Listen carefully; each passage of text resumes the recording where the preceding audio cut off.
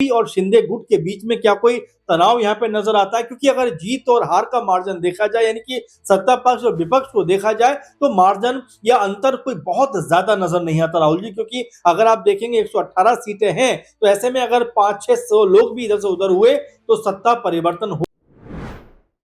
क्या महाराष्ट्र में एक बार फिर से वो कहानी दोहराई जाएगी जो एकनाथ शिंदे ने लिखी थी? क्या एकनाथ शिंदे एक बार फिर से महाराष्ट्र में खेला करने वाले हैं? क्या एक बार फिर से एकनाथ शिंदे सीएम फडणवीस के लिए मुश्किलें बढ़ाते नजर आएंगे? बीएमसी चुनाव के नतीजे सामने आ चुके हैं और जो नतीजे हैं वो साफ नजर आता है कि भारतीय जनता पार्टी ने प्रचंड जीत हासिल की। भले ही जीत हासिल कर ली हो, लेकिन अभी मेयर बनना बाकी है और अब इसी मेयर पद को लेकर आपस में शिंदे और फडणवीस भिड़ गए हैं। क्योंकि महाराष्ट्र के मुख्यमंत्री देवेंद्र फडणवीस ने ही तो पहले ही कह दिया था कि मेयर बीजेपी का होगा और हम ही मेयर बनाएंगे। तो दूसरी तरफ अब देखा जा रहा है कि एकनाथ शिंदे जो सीएम कुर्सी के लिए छटपटा रहे थे वो नहीं मिल पाई, डिप्टी सीएम से उन्हें काम चलाना पड़ा। तो ऐसे में वो ये सोच रहे हैं कि मेयर उनका होना चाहिए।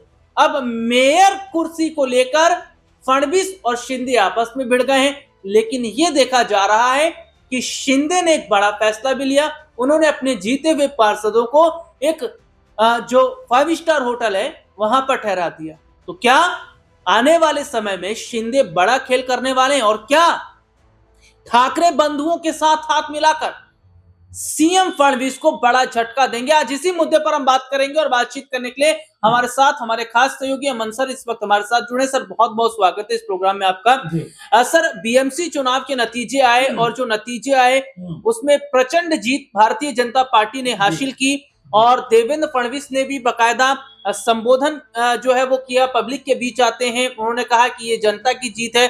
लेकिन सर यहां पर अगर बात करते हैं, जीत तो हो गई, लेकिन अभी मेयर की जो सीट है उसको लेकर जो है खींचतान नजर आ रही है और शिंदे ये सोच रहे हैं कि मेयर उनका होना चाहिए, जबकि फडणवीस तो पहले ऐलान कर चुके कि मेयर तो बीजेपी का होगा।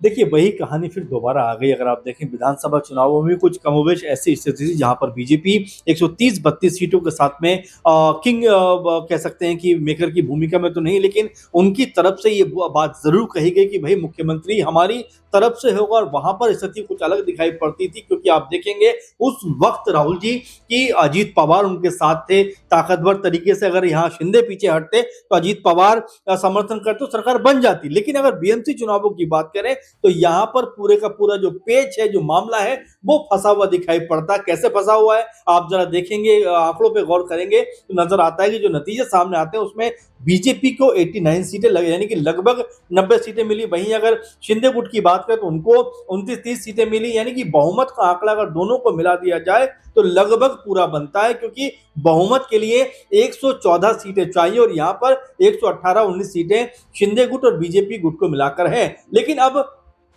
पूरे का पूरा खेल यहीं से शुरू होता हुआ दिखाई पड़ता है। क्योंकि आप देखेंगे आज लगातार महाराष्ट्र में, खासकर मुंबई में जो सरगर्मियां थी राजनीति की, वो काफी ज्यादा तेज होती हुई दिखाई पड़ी। क्योंकि एकनाथ शिंदे ने अपने तमाम जीते हुए पार्षदों को कहा है कि भाई आप जाइए और 5 स्टार होटल में रहिए, क्योंकि 3-4 दिन यहाँ पर बड़ा उथल पुथल मचने वाली है। वो नहीं चाहते कि कोई भी पॉलिटिकल जो पार्टियां हैं वो उनसे संपर्क करें। तो क्या यहां पर यह मानकर चला जाए कि शिंदे गुट के अंदर आपस में कोई गुटबाजी चल रही है, या फिर इसका एक और पहलू भी देखा जाए कि बीजेपी, जो जैसा आप भी कह रहे थे कि बीजेपी ने पहले ही ऐलान कर दिया कि भाई मेयर तो हमारा होगा, मेयर हमारा बनेगा, लेकिन अब शिंदे गुट क्या ये चाहता है कि भाई मेयर उनकी पार्टी से बनना चाहिए? क्योंकि मुख्यमंत्री भले ही वो उनके तरफ वो पद ना आया हो, लेकिन मुख्यमंत्री के अब बाद क्या मुंबई के मेयर की जो यहाँ पर एक कोशिश है या एक प्रयास है वो यहाँ पर शिंदे गुट करता हुआ दिखाई पड़ रहा है। तो ऐसे में क्या ये भी समझा जाए कि बीजेपी और शिंदे गुट के बीच में क्या कोई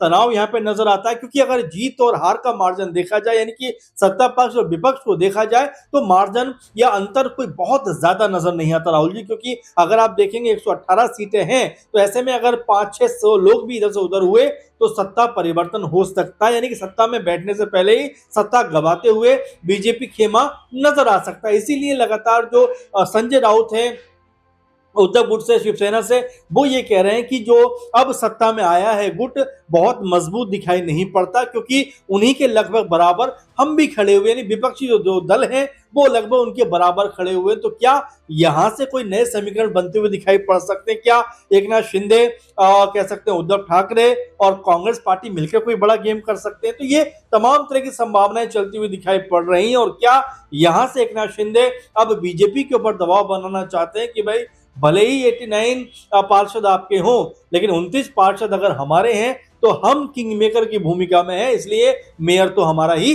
होना चाहिए। जी, तो देखिए जैसे कि सर ने बताया कि मेयर को लेकर जो है काफी खींचतान है। और देखिए सबसे बड़ी बात है यहाँ पर अगर शिवसेना प्लस एमएनएस की बात करते हैं तो देखिए 71 है इनका आंकड़ा बैठता है, कांग्रेस के 24 बैठते हैं आंकड़े, एनसीपी के 3 है और एआईएम जो कि 7 सीटों पर एआईएम ने जीत दर्ज की है।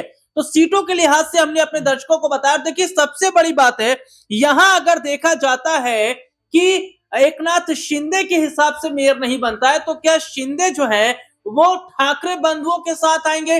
वहीं एआईएम को लेकर भी चर्चा हो रही है कि वो किस तरफ जाएंगे, क्या ओवैसी भी हाथ मिला सकते हैं? कांग्रेस की बात करें तो 24 सीटें कांग्रेस लेकर आई है। सर क्या लग रहा है कि अगर शिंदे जो है एक बार फिर से उसी पोजीशन में है, क्योंकि हमने देखा था कि महाराष्ट्र में जब सियासी खेला उन्होंने किया था तो विधायकों के साथ में रिजॉर्ट चले गए थे और किस तरीके से विधायकों की संख्या बल के हिसाब से फिर उन्हें सीएम बनाया गया था। तो कुछ इस तरीके की परिस्थिति यहां भी बन रही है।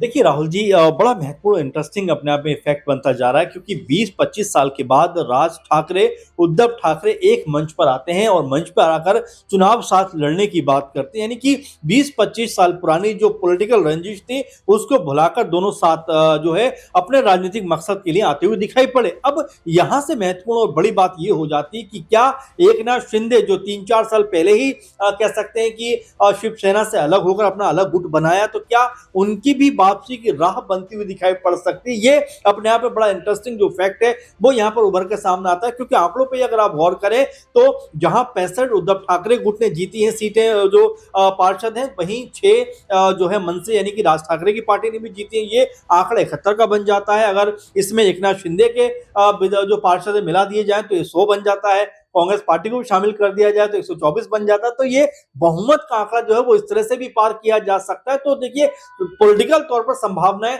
हमेशा बनी रहती हैं, क्योंकि आप देखेंगे कि एकनाथ शिंदे आखिर तक ये कहते रह गए कि भाई उनको सिर्फ 6 महीने के लिए मुख्यमंत्री बना दो, लेकिन बना दो। बीजेपी ने कहा कि भाई अब ऐसा नहीं हो सकता। तो क्या अब उसका जो बदला है क्या यहाँ पर एकनाथ शिंदे लेते हुए दिखाई पड़ सकते हैं? क्या एकनाथ शिंदे अपनी हट पर अडिग रह सकते हैं कि भाई हमारी तरफ से ही मेयर होना चाहिए? तो अभी तमाम तरह के दावपेच होने बाकी है, देखने बाकी है, क्योंकि 3-4 दिन तो ऐसा कहा जा रहा है कि उनके जो पार्षद जीते हुए हैं वो होटल के अंदर रहने वाले हैं राहुल जी। और यही वजह है कि क्या बीजेपी के अंदर अब लगातार इस बात को लेकर कहीं ना कहीं तनाव जरूर बढ़ रहा होगा कि कहीं एकनाथ शिंदे अपना अलग रुख दिखाते हुए ना नजर आ जाए, क्योंकि बीजेपी भी बहुमत के आंकड़े से काफी ज्यादा दूर दिखाई पड़ती है। और यही वजह है कि बीजेपी यहां पर एकनाथ शिंदे के सहारे ही सत्ता में आ सकती है। तो क्या ऐसा खेल होता हुआ दिखाई पड़ेगा कि एकनाथ शिंदे कोई बड़ी बाजी चलते हुए दिखाई पड़ेंगे? क्योंकि जिस तरह से उन्होंने अपने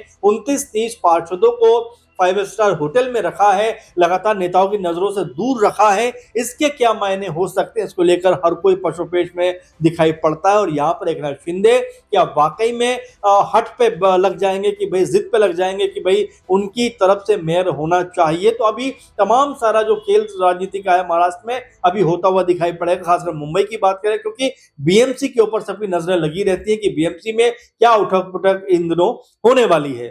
बहुत बहुत शुक्रिया सर आपका। अब ये देखना होगा कि किंग मेकर की भूमिका यहां बताई जा रही है कि क्या शिंदे वाकई किंग मेकर की भूमिका में अगर आ जाते हैं तो वो बीजेपी का बना बनाया जो खेल है उसको बिगाड़ देंगे, और क्या ठाकरे बंधुओं के साथ डील करके जो है वो अपना मेयर बनाएंगे। अब देखना होगा आगे कैसे रहेगी महाराष्ट्र की सियासत। फिलहाल इस प्रोग्राम में इतना ही, और मुझे और सर को इजाजत दीजिएगा।